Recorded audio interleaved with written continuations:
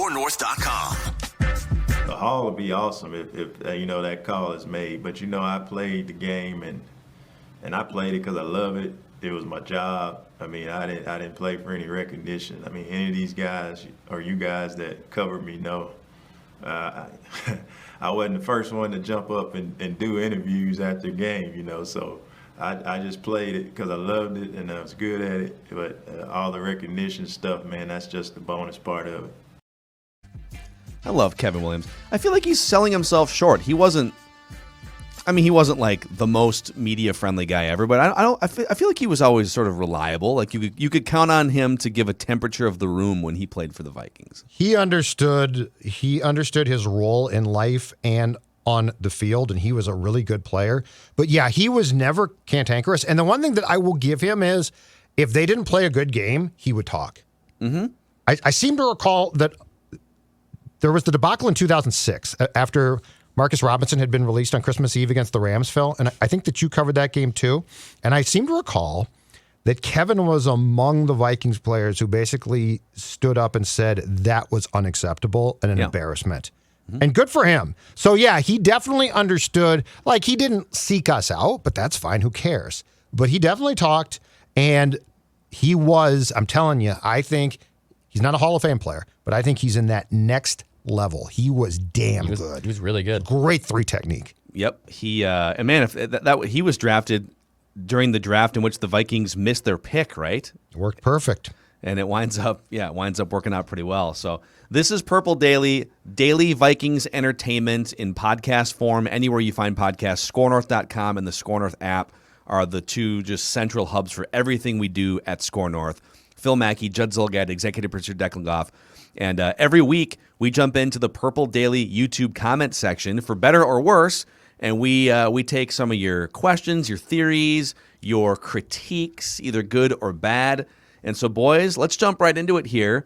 Presented by our friends at TCL. Enjoy more of what you love. TCL, if I didn't already say that. Now I said it twice. Scott Lundberg with the first comment.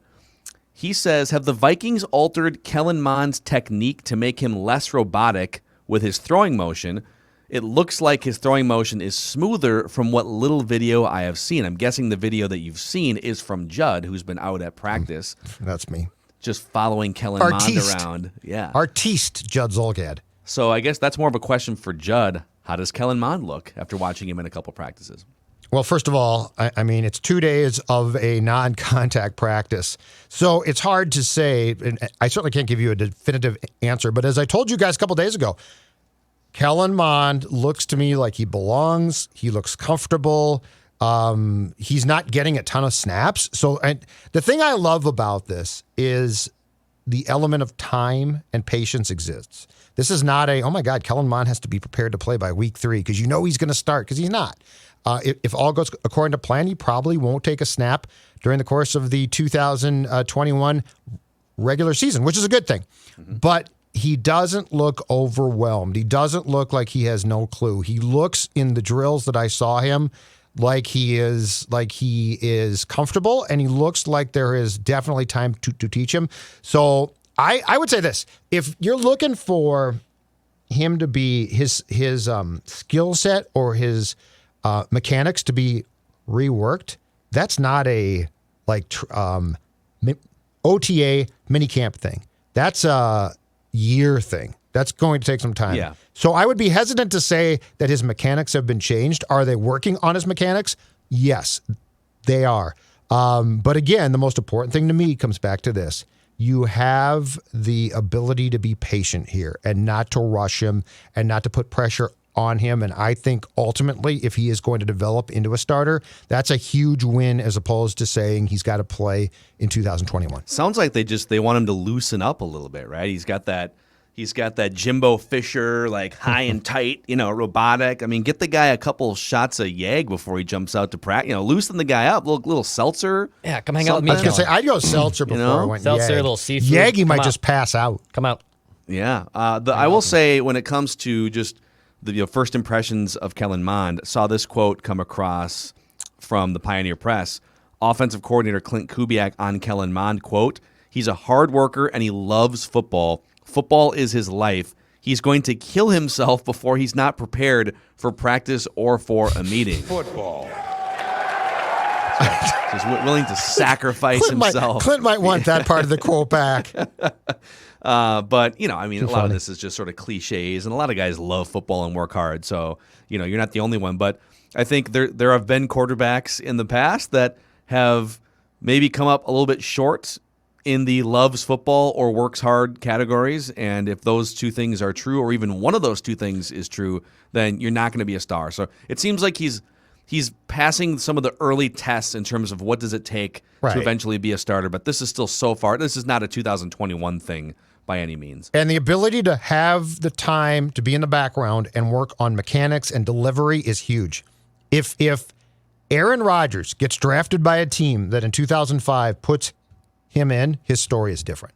Like, they spent years reworking his mechanics, and he turned out to be great. But the point being is, one of the reasons why on draft night on the second night of the draft, I liked the idea of a third-round pick is the fact that there's not that first-round pressure, which exists now for every, I think, first-round quarterback. Yep. All right, next comment here from Purple Daily YouTube. George Jefferson says, excuse me, moving on up. Kirk Cousins will prove he's top 10, maybe even top 5 with real offensive line protection. So your thoughts on it, let's say the offense, let's say Darisaw pans out, let's say Wyatt Davis pans out, and this thing is just, it's not the best offensive line in the league, but it's not 28th. Let's say it's a top half of the league offensive line, and he's got those weapons. What is sort of the ceiling for where Kirk would be perceived to be ranked among NFL quarterbacks? This is why I'm excited. And this is why I love the fact that they now, through the draft, have addressed the line about as much as you possibly can. And look, Dakota Dozier, hopefully not starting, will be a big deal because this is what removes the excuses. And this is where we find out. I do not agree on the surface with the fact that he could be close to a top 5 guy. Could he be fringe top 10? Absolutely. He might be right now. But you know what? Prove me wrong. You're being given the ability now through the offensive line improvement, through Wright, Thielen and Jefferson, Dalvin Cook, Irv Smith. Koivu. You were being given Parisi. every chance. Suter. Granlund over to Granlund, back to Suter. You're being given every opportunity now to prove me wrong. That's what I want. Prove me wrong. Win a Super Bowl. Go do it. It'd be great. It'd be nice. So I don't agree with the sentiment, but you know what? This is the year to say Judd Zolgad was an idiot. Kirk Cousins is one of the top 3 quarterbacks in the National Football League. Dex, what about you? What's if the offensive line's better? What's the ceiling for Kirk in terms of where he could rank among starters? I would still, even if Darisaw is an improvement and Wyatt Davis is an improvement, I still probably put him at like 8. I think he'll be like the 8th to 7th best quarterback in the NFL. The best part about the offensive line being reworked and hopefully being better is, again, there's no excuses. There's no excuses as to where Kirk Cousins can be if he has an improved offensive line. Yeah, I think what's tough about the top, and I've just pulled up here because we did my 1 through 32 starting quarterback rankings, and I had Kirk 13th going into the training camp portion, like the summer. And what's tough about some of the names in front of him are they're either bona fide Hall of Famers like Aaron Rodgers, and we'll see if he winds up even playing, Tom Brady, Pat Mahomes, and or they bring a level of mobility to the table along with the big arm and other things like Josh Allen, Russell Wilson, Deshaun Watson.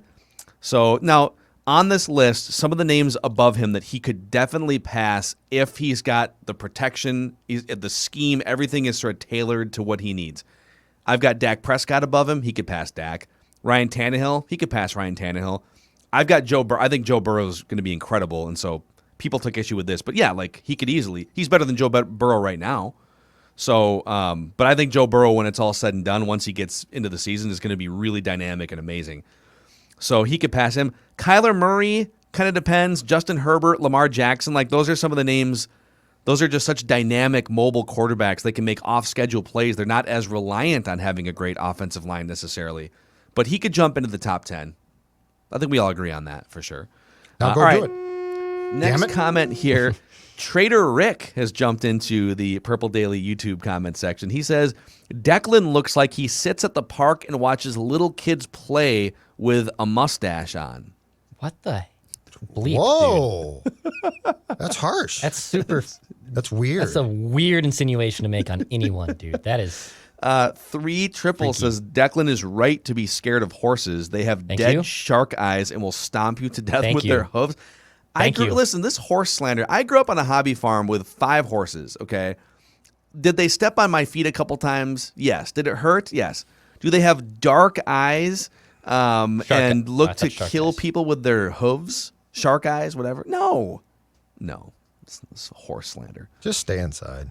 Baron Shadow says, I think y'all do a fantastic job of making realistic opinions while also staying optimistic for Vikings success. We appreciate that. I think we would all agree. He's in the minority, but thank you. Evan Downs says, I think maybe the 2 rookies on the offensive line may become an excuse. Your thoughts on that? No excuses. That's my comeback. Here's how I'm going to look at the 2021 expected starting offensive line. All right? There is no one on that line who is lower than a 3rd round pick. And they're all Vikings picks. 2 first-round picks. Ezra Cleveland, who's going to play left guard, was a 2nd-round pick. Yeah. Wyatt Davis is a 3rd-round pick. Brian O'Neill's a 2nd-round pick. So, no, I'm not going to have, unless you have injuries and you find yourself having to plug in guys who stink, I am not going down the path of, well, the rookies. No. You know what? And by the way, the quarterback's contract is the reason why you had to draft 2. Because you would have signed a veteran guard, a really good one, if you had the ability. You didn't, and that's fine. But you can't now hide behind, well, Christian Darrisaw is a rookie. There's nothing. No, it's a 1st-round pick. Play like a 1st-round pick. It's a bet that you chose to make, right? With some of the other contracts that are on your books, you're not going to be able to have a $10 to $15 million established stud veteran at every position. You're going to have to find some bargain bin signings like they did on defense. And you're going to have to lean on some young players at certain positions. Every team, for the most part, has to do something like that. I think one thing that we can talk more about once we get into the daily training camp grind and we get to see some of the progress, the Vikings have not been good at developing their own offensive linemen throughout the years. Now, Brian O'Neill is definitely one that's made it. And he's become, from 2nd-round pick, like Judd said, undersized and sort of a project 2nd-round pick, and he was pretty quickly thrown in the fire, and now he's one of the better right tackles in the NFL. But after Brian O'Neill, there's a long list the last handful of years of whether it's a 1st-round pick like Bradbury or whether it's some of these, take a flyer on a 4th, 5th, 6th-round pick, the Drew Samias, et cetera. Right, that didn't work. They're just not milking these guys. Like, they're not maximizing their abilities. Yeah. I don't know if it's a coaching issue, if it's just identifying guys that are too much of a project, but it's you look up and down the offensive linemen they've drafted the last 5 years, and it's not exactly a laundry list of successful development stories. Mm-hmm. So, but I mean, these are not now late round picks who you thought might be good and aren't. These are high draft picks. So that's your line. Go, make it work. Pass protect. Mm-hmm. Don't suck. Mm-hmm. Let's see here. Wow. These guys are on fire with some of these comments. Troning28 says, write that down. Mackie loves the smell of his own farts. You know what? I'm just going to plead the 5th on that one, actually. Where are these comments come? Where are these comments? Why do people say stuff like that? I choose to keep my fart-smelling information private. Okay. I think you should. I'm not going to comment on mine, and I'm an open book. Ryan Q says, I appreciate all 3 of you guys. I get the purple I need every day. I get a good laugh by some of the stuff you guys come up with, and it renews a major goal to see the Vikings win a Super Bowl before I die. Skol to the bowl. We appreciate the comment, Ryan. That's pretty good, Ryan. Is the Faithful says, what I appreciate about you guys is you have Minnesota sports PTSD like the rest of us, and it shows. Yes. Yeah. And it's genuine. Like, it's real. It's in us. Yeah. It's not this act. Like, it is real. Like, we've seen it. Yeah, I mean, you have to be Scarred us. Judd's 51 and barely remembers the 70s Super Bowl runs, right? I mean, you were like late 70s. No, I barely remember the last game. I have no recollection of the first three. So Zero. basically, if you're under the age of 51, the Lynx have brought some championships, but you don't have any. There's really no. The 91 World Series. The 87 and 91 World Series. That's the. So there are people in their 30s who have zero recollection of the professional men's teams in this town winning a meaningful championship. Yeah. Declan, what was your first Vikings memory? Like, what season did you get hooked on? 2000. 2000, my first Viking. I remember bits and pieces of the regular season, and I remember the win over the Saints at the Dome in the divisional round well. And I remember, obviously, 41 Donuts the very next week. I remember that. Yeah. Those are my first Viking So memories. you don't even recall 98? I don't. I was only 5.5. So, Wow, okay, okay. it's an interesting time to sort of enter Vikings fanville, because for those of us that went through the 98 heart wrench, the 2000 season, you never really fully bought in. Like, if you watch what happened in 98 and then in 99, you never fully bought into the 2000 team. It was always like, all right, it's cool. All right, Yeah. well, okay, they're all I right, we'll agree see what with that. happens, right? I But agree if with you that don't completely. really remember the 98 season, I guess do you remember, did you just think, oh my God, this team's going to win the Super Bowl in 2000, or were you just too little to even? I probably didn't grasp it, and I think my father had tepid expectations, even though the Vikings, they were the favorites going to the Meadowlands. That weren't they? game, that was a bad. Those teams both were not that good. Yes. No. Yeah. So, and I think they were favored, but that defense was not that good. That 98 team had been so damn good that by 2000, you're like, this team's okay, but they're not great. And then they're in the championship game.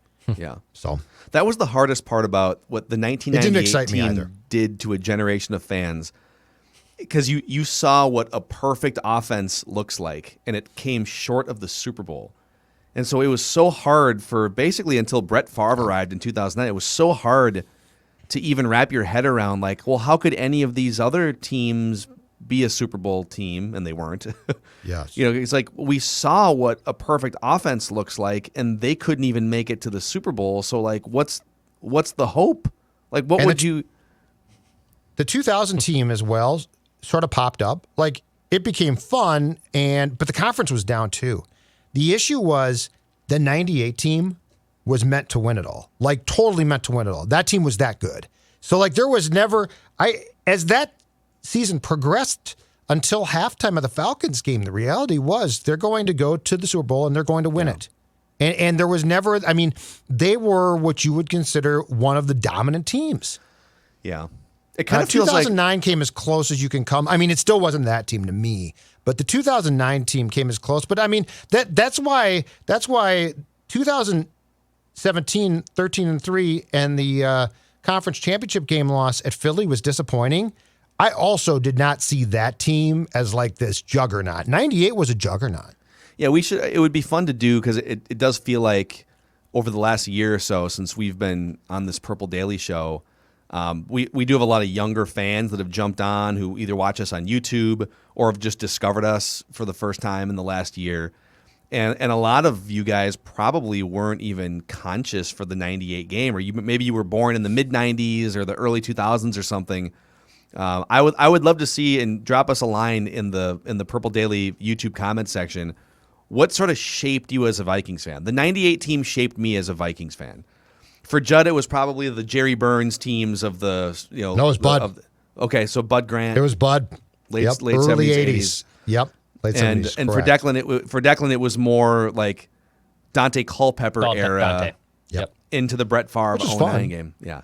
And so if you don't really remember the 98 season, you think, oh, there's a bunch of old guys talking about something from 23 years ago. But like, it shaped a huge generation of Vikings fans and has made us the way that we are, which is Yes. waiting for the shoe to drop. That team and Moss in particular shaped people who I don't think would be Vikings fans today if not for that team. Like, I became a fan watching Bud's teams play, but it could have been Jerry Burns. It could have been Steckel. I'd still be a fan. I've always contended the 98 season and Moss actually drew in people who I don't think would have adopted the team at all. Not all of them, but some of them, if not for that particular club, because it was so much fun. Yeah. All right. the disappointed Vikings fan on YouTube. That is his or her screen name. At this point, the only thing I think the majority of Vikings fans are worrying about is the special teams. And there are many discussions to be had about the kicking situation. It always becomes a thing for every contending Vikings team. And so we will definitely have to dissect that at some point. But yeah, that is probably like the number one big remaining thing. It's like, who's going to be the kicker? What's the guy's name? Something Joseph? Greg Joseph. Greg Joseph? Greg All right. Joseph. Come on So down. if I was to give you going into the last month off till training camp, I'm not going to call them concerns. Premature to say that, okay? 3 points of intrigue. That fair? 3 points of intrigue. One is the adjustment on the offensive line to getting Dozier and Rashad Hill out and Darisaw and Davis in. That's my first one. My second one, the veteran players like Patrick Peterson, who I think we assume are going to be fine, but really we should probably delve down a little bit more. So I'm intrigued to see how guys who they signed, who they're counting on bouncing back, especially who weren't with the Vikings last year, how they bounce back. And then my third one, the kicker and special teams for sure, because the kicker really concerns me. Yeah, I would recommend a little insurance for that kicking situation. Federatedinsurance.com. You're so good. Look at that trade. Dex, look at that trade. It was pretty damn good. They're here to protect your business. I don't know if they have any kickers stashed away for the Vikings to take a look at, but you can find out how Federated can help stand behind your business. They like to measure the success of their business at Federated by the success of yours. They provide risk management resources and tools and all kinds of guidance and expertise. So if you want more peace of mind, go to federatedinsurance.com. And remember, at Federated, it's our business to protect yours. Yeah, I don't know. It's hard to be confident in Greg Joseph. All due respect. Well, and that's the head coach, right? I mean, he literally breaks kickers. Great. How else can you put it? How old is Greg Joseph? He's been around. He's been around for a little while. He hasn't kicked a lot of what late. his deal is. Late 20s, maybe 26, 27. Yeah, he's going to turn 27 at the beginning of. He's a South African kid, Florida Atlantic, and he is in his NFL career. He kicked in 2018 with Cleveland, 2019 with Tennessee, barely. He just kicked extra points. He was 25 of 29 on extra points in Cleveland in 2018, and 17 of 20 on field goals. So Great. I don't know. Yeah. Well, we'll see First what miss. happens. First miss. It'll be a meltdown. And then you guys can choose your own adventure here. Would you rather dive into 500 plus comments debating vaccines or rap and see you guys tomorrow? Ladder. Wrap. Just remember, if Thielen or Joseph have to miss a game, your feeling about vaccines on a football level only will change. I'm okay if Joseph misses a game, but Kirk, Thielen, Harrison, yeah. Well, I'm just saying we need to. I think Purple Daily brought this discussion to light a couple days ago in a very wise way, which is don't think of this politically, religiously, or personally. These are men who wear jerseys who you count on to play on Sundays. That's all they are. Their families and personal beliefs be damned. Don't think of them as humans. Remove the human aspect. Take it out. Who cares? I'm sure they're great guys. Entertainment cyborgs sent Exactly. here Are they to not? chase a Super If you're Bowl going to be as championship. brutally bottom line as possible, are they not? Is that not what they are? I do like the way that you just draw a straight line between, like, I don't care what your human situation is. I just Yeah. care what your purple situation is. But And I that's can, that's what Vikings fans, Republican, Democrat, I don't care. Yeah. They all want Kirk Cousins to play on Sunday for the most part because that gives you your best chance to win. Well, it'll be great. It's a good segue because tomorrow Declan's going to lead a political roundtable edition of Vikings Vent Line. So just bring all of your political. What would you do with the budget surplus? What do you think about sports gambling? Yep. All right, that's a wrap on this episode of Purple Daily. Please click the subscribe button on the YouTube channel and give us a 5-star rating and positive review if you could on Apple Podcasts. Help spread the word to other Vikings fans. See you guys.